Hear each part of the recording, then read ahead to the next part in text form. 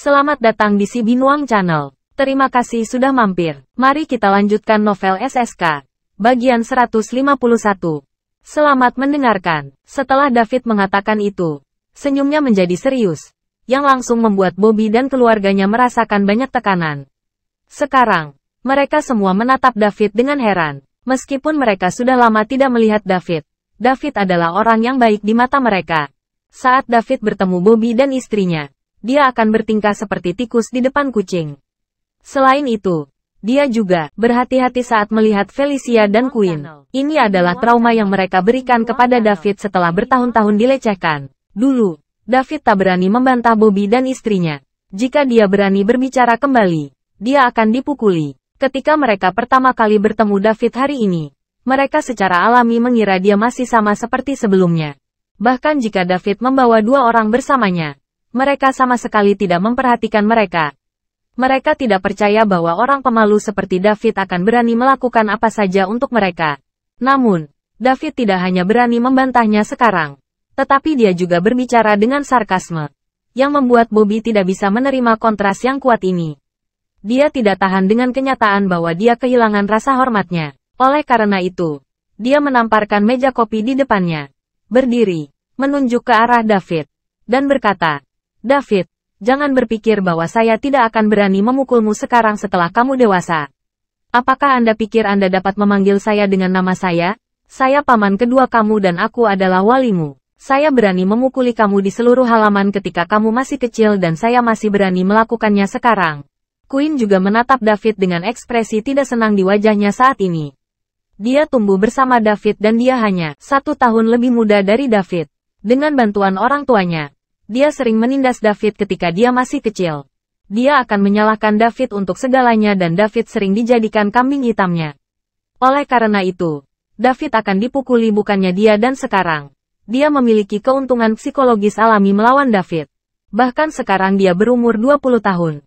Dia masih belum diterima di universitas manapun setelah lulus dari SMA, sekolah. Terlebih lagi, dia telah berkeliaran tanpa tujuan di masyarakat dan dia telah berhubungan dengan beberapa orang yang buruk, yang membuatnya merasa lebih unggul.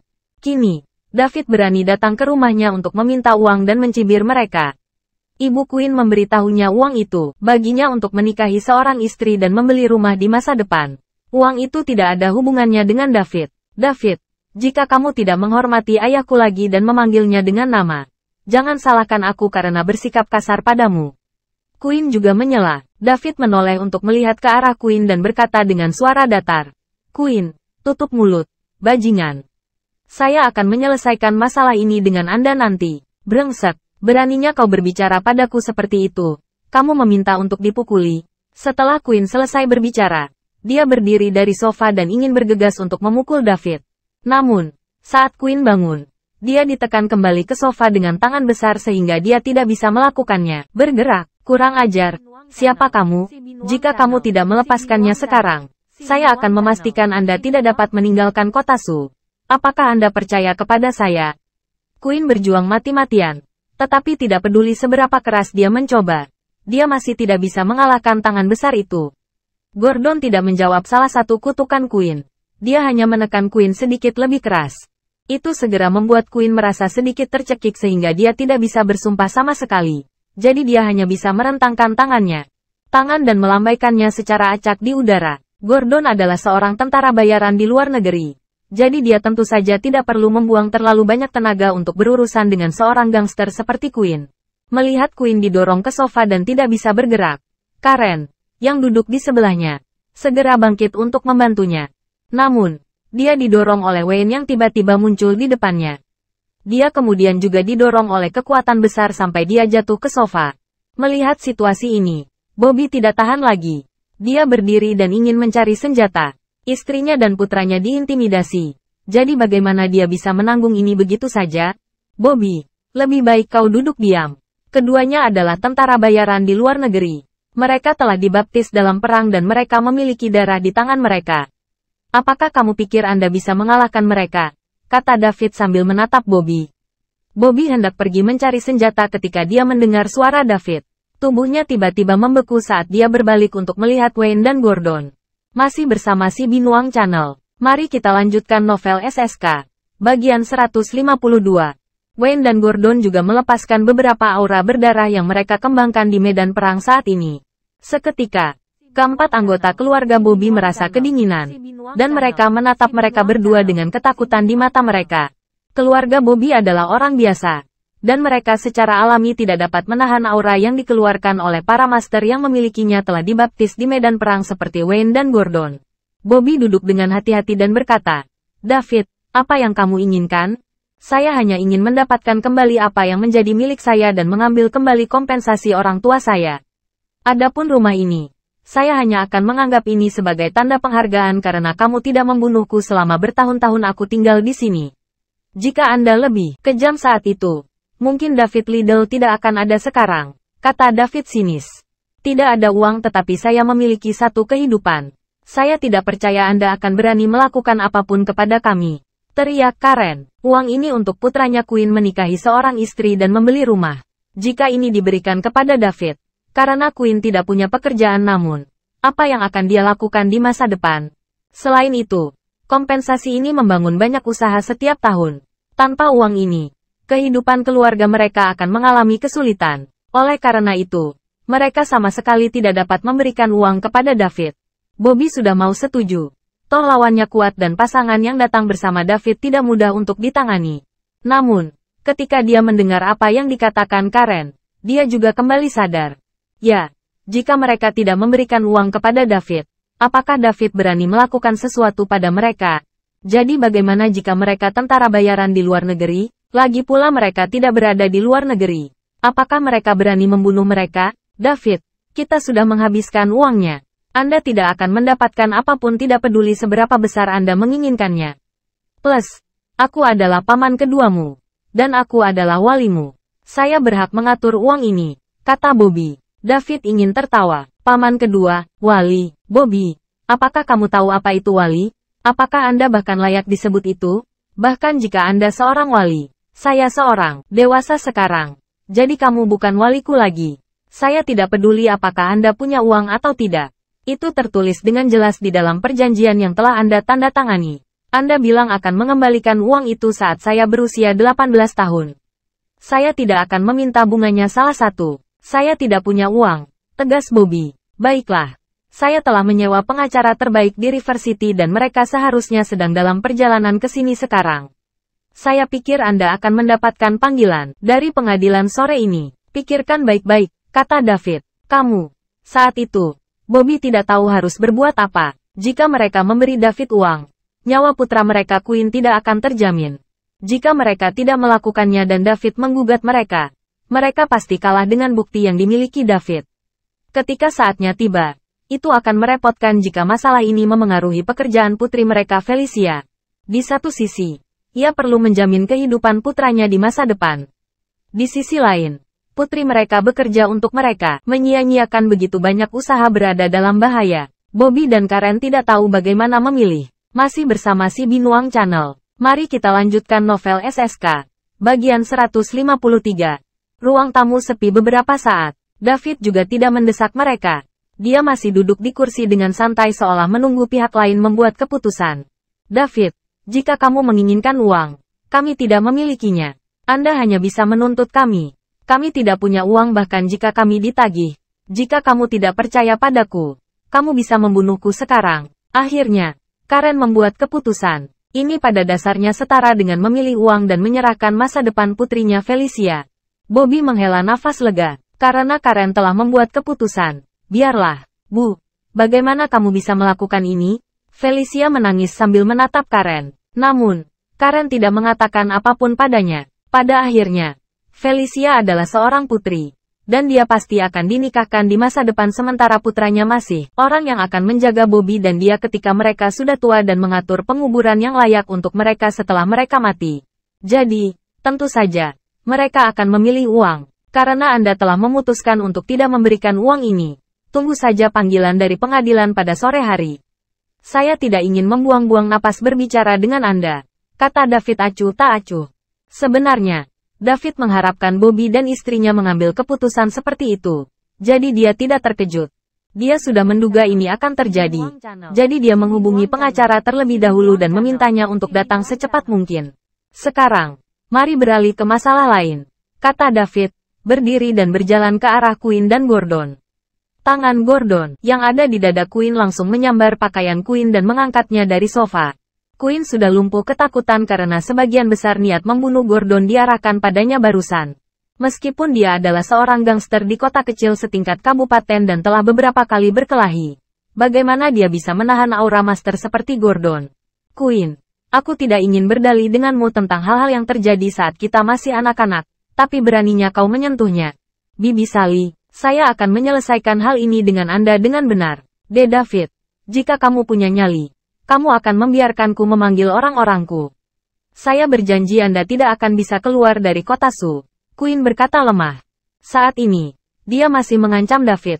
Mengira dia bisa melakukan apapun yang dia mau hanya karena dia tahu beberapa orang jahat di kota Su. Tamparan, David menamparkan wajah Queen. Meski tidak menggunakan banyak tenaga, fisik David saat ini jauh lebih kuat daripada orang biasa. Oleh karena itu, wajah Queen langsung membengkak. Bahkan ada bekas darah yang menetes dari sudut mulutnya. David, jangan lakukan hal bodoh. Anda melanggar hukum, teriak Bobby dari satu sisi. Oh, jadi, tampaknya Anda tahu jika ada sesuatu yang ilegal. Apakah Anda tidak melanggar hukum dengan menahan orang tua saya? Kompensasi dari saya, jawab Daud. Melihat setengah dari wajah putranya membengkak setelah ditampar oleh David, Karen mengeluarkan ponselnya dan ingin menelepon polisi. Namun, itu direbut oleh Wayne dan dilempar ke tanah. Tamparan, David mengabaikan yang lain dan menamparkan wajah Queen sekali lagi. Kali ini, kedua sisi wajahnya bengkak, membuat dia terlihat seperti balon. Air mata Queen mengalir setelah dua tamparan David karena terlalu menyakitkan. Baik Bobby dan Karen terlihat sangat tertekan. Tetapi mereka tidak berdaya karena dikendalikan oleh orang lain. Ayolah, katakan hal-hal yang lebih keras lagi kepadaku, kata David. Queen memperhatikan David diam-diam dengan air mata berlinang. Apakah Anda tidak berani melakukannya lagi? Lalu mengapa Anda memukul bibi Sally saya? Lanjut David. Queen tetap diam. Beritahu saya, David meraung. Masih bersama si Binuang Channel. Mari kita lanjutkan novel SSK. Bagian 154. Keluarga Bobby sangat ketakutan sehingga mereka bergidik. Saya tidak memukulnya. Aku hanya mendorongnya dengan lembut, kata Queen sambil gemetar. Dia benar-benar ketakutan sekarang. David seperti orang yang berbeda setelah tidak bertemu dengannya selama 2-3 tahun. Itu membuatnya sedikit takut. Hanya dorongan lembut, lalu bagaimana pinggangnya sangat sakit sehingga dia tidak bisa bangun dari tempat tidur selama setengah bulan? David bertanya kepada Queen dengan cahaya dingin di matanya. Aku tidak tahu. Kamu tidak tahu. David meraih dagu Queen. Aku benar-benar tidak tahu. David, aku salah. Tolong selamatkan aku. Queen menangis. Queen memohon belas kasihan. Dia benar-benar tidak punya pilihan. David terlalu menekannya sekarang. David tersenyum dan melepaskan Queen. Gordon menjatuhkannya juga. Queen segera duduk kembali di sofa. Terengah-engah. David menoleh untuk melihat Bobby dan berkata, Bobby, sejujurnya, bagiku, aku benar-benar tidak peduli dengan uang. Saya, awalnya tidak ingin memintanya. Tapi Queen berani menyakiti bibi Sally. Jadi dialah yang harus disalahkan. Ingatlah untuk transfer uang lebih awal jika Anda bisa melakukannya. Pengadilan akan membekukan semua properti atas nama keluarga Anda di sore hari. Sampai jumpa di pengadilan. Setelah David selesai berbicara, dia berbalik dan meninggalkan ruang tamu. Gordon dan Wayne juga pergi bersama David. Keluarga Bobby saling memandang di ruang tamu. Mereka semua bisa melihat keterkejutan di mata masing-masing. Mereka tidak melihat David selama 2 tahun dan saat ini telah menjadi begitu kuat dan mendominasi. Dulu David adalah orang pertama yang bangun di keluarga mereka dan yang terakhir tidur. Dia akan makan lebih buruk daripada babi dan melakukan lebih banyak pekerjaan daripada seekor sapi. Kadang-kadang, dia bahkan dipukuli dengan kejam. Perubahan status yang tiba-tiba membuat mereka sulit menerima dalam sekejap. Apa yang harus kita lakukan? Tanya Karen. Dia juga ketakutan oleh David. Pergi, pinjamlah kartu dari orang tuamu dan kami akan memindahkan uangnya ke sana. Jika tidak, semuanya akan dibekukan. Keluarga itu bergegas ke rumah ibu Karen sama sekali mengabaikan luka di wajah Queen. Selama uang mereka masih ada, luka itu bukan apa-apa. Selama bertahun-tahun, keluarga Bobby menjalani kehidupan yang cukup tanpa beban karena kompensasi 2 juta. Orang tua David, mereka juga menyewakan bekas rumah David. Bunga tahunan ditambah uang sewa sudah cukup untuk menghidupi keluarga mereka. Sehingga mereka tidak bekerja sama sekali. Sekarang, hanya ada sedikit uang yang tersisa di keluarga. Jika dibekukan, maka hidup mereka akan sulit. Akibatnya, ketika mereka mendapatkan kartu tersebut dan pergi ke bank untuk mentransfer uang, mereka mengetahui bahwa kartu bank mereka tidak berfungsi dan untuk sementara tidak bisa untuk digunakan. Ini tentu saja dilakukan oleh David. Dia hanya ingin memberi Bobby dan keluarganya sedikit harapan dan kemudian perlahan mengubahnya menjadi putus asa. Bobby dan keluarganya membuat keributan di bank. Ini semua adalah aset mereka sehingga mereka tidak akan mudah menyerah meskipun begitu bukan milik mereka lagi. Namun, bagaimana bank membiarkan mereka membuat keributan di sana? Pada akhirnya, bank memanggil polisi, dan seluruh keluarga dibawa kembali ke kantor. Di sana, polisi menuduh mereka mengganggu ketenangan dan memberitahu mereka bahwa mereka akan menahan mereka, penahanan administratif selama 5 hari. Setelah itu, keluarga Bobby yang masih berada di kantor polisi mendapat surat panggilan dari pengadilan. Pada saat yang sama, semuanya aset atas nama mereka dibekukan. Sekarang, seluruh keluarga tahu bahwa mereka sudah selesai. Masih bersama si Binuang Channel. Mari kita lanjutkan novel SSK. Bagian 155.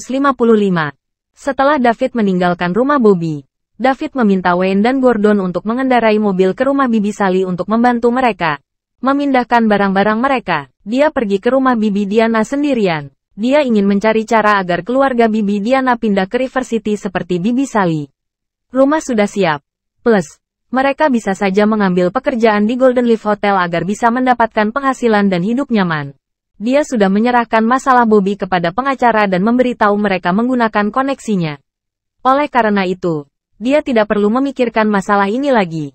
Bukannya dia kekurangan uang. Bibi Diana adalah cahaya lain dalam hidup David selain Bibi Sally. Dia juga sangat baik padanya. Sejak SMP, Bobby berhenti menghabiskan uang untuk David. Jadi sebagian dari biaya hidup dan buku David dibayar oleh kedua bibinya. Di tahun ketiga sekolah menengahnya, karena tugas akademik yang berat, dia merasa tidak nyaman untuk belajar sejak dia hanya bisa tinggal satu kamar dengan Jasi di rumah Bibi Sally. Jadi dia pindah ke rumah Bibi Diana selama setahun dan bekerja keras untuk ujian masuk perguruan tinggi. Sekarang dia memiliki kemampuan. Pertama-tama dia harus mengurus kedua keluarga itu agar dia bisa merasa nyaman. Rumah Bibi Diana berada di kawasan pemukiman tua di kota Su. Bibi Diana dan suaminya sama-sama karyawan pabrik terdekat. Mereka hanya memiliki satu putri, yang 4 tahun lebih tua dari David. Namanya Judy Tanner. David mengemudikan G-Wagon langsung ke area pemukiman yang dikenalnya. Karena itu sudah menjadi kawasan pemukiman yang sangat tua. Di sana tidak ada yang menjaga gerbang. Setelah memarkir mobil di lantai bawah, David naik ke atas menuju rumah Bibi Diana. Berjalan menyusuri koridor tempat tinggalnya selama setahun, David merasa sedikit emosional. Dia jarang datang ke sini sejak dia mulai kuliah. Bukannya dia tidak berterima kasih dan tidak menghargai. Tetapi sebaliknya, dia akan bekerja paruh waktu selama musim dingin dan liburan musim panas. Dia juga ingin menghasilkan lebih banyak uang sendiri dan mencoba meringankan beban Bibi Sally dan Bibi Diana. Itu sebabnya dia tidak sering datang berkunjung. Situasi di rumah Bibi Diana sedikit berbeda dengan di rumah Bibi Sally. Saat Bibi Diana melahirkan sepupunya Judy, ada yang tidak beres dan dia tidak bisa hamil lagi. Karena kejadian ini, hubungan antara dia dan suaminya memburuk. Bahkan mereka ingin menghadapi perceraian beberapa kali. Namun, secara bertahap menjadi lebih baik menjelang akhir. Juga, karena pasangan itu tidak memiliki seorang putra. Setelah orang tua David meninggal, mereka berjuang keras untuk mendapatkan hak asuh atas David. Namun, David tidak memilih mereka saat itu, yang menyebabkan paman Alex Tanner tidak terlalu menyukai David. David pindah ke rumah mereka. David pergi ke lantai 4 dan mengetuk pintu rumah Bibi Diana. Tok tok tok. Segera pintu keamanan lama terbuka dari dalam. Wajah yang dikenalnya muncul di depan mata David. Itu Bibi Diana. Dev, bukankah kamu di universitas di River City? Kenapa kamu kembali? Masuk, tanya Diana. Namun, jelas ada sedikit kegembiraan dalam nadanya. Karena Diana tidak memiliki anak laki-laki. Dia dengan tulus memperlakukan David sebagai putranya. Bibi Diana, ini akhir pekan. Jadi aku kembali untuk menemuimu, jawab David. Masuk, masuk, jangan berdiri di luar. Diana meraih tangan David dan menarik David ke dalam rumah. Setelah memasuki ruangan, David menemukan 7 atau 8 orang sedang duduk di sofa di ruang tamu. Selain paman Alex dan sepupu Judy, paman keempatnya, Leslie Liddell, juga hadir. David tidak mengenal yang lainnya. Paman Alex, paman Leslie, Judy. David menghampiri dan menyapa mereka satu persatu. Ketiganya juga mengangguk menanggapi David. Hubungan Paman Leslie dengan David agak normal. Meskipun dia tidak membantu David, dia tidak memegang apapun. Dendam padanya juga. Keluarga Bibi Diana dan keluarga Paman Leslie dekat. Adapun Paman Bobby, mereka sudah berhenti berinteraksi dengannya. Setelah insiden David, Dev, izinkan saya memperkenalkan Anda. Ini pacar Judy. Namanya Jude Holton dan ini orang tuanya. Ini, Bibi Jude. Dan ini sepupunya. Bibi Diana berjalan mendekat dan menunjuk kelima orang yang tidak dikenal David saat dia memperkenalkan mereka satu persatu. Terima kasih sudah bersama si Binuang Channel.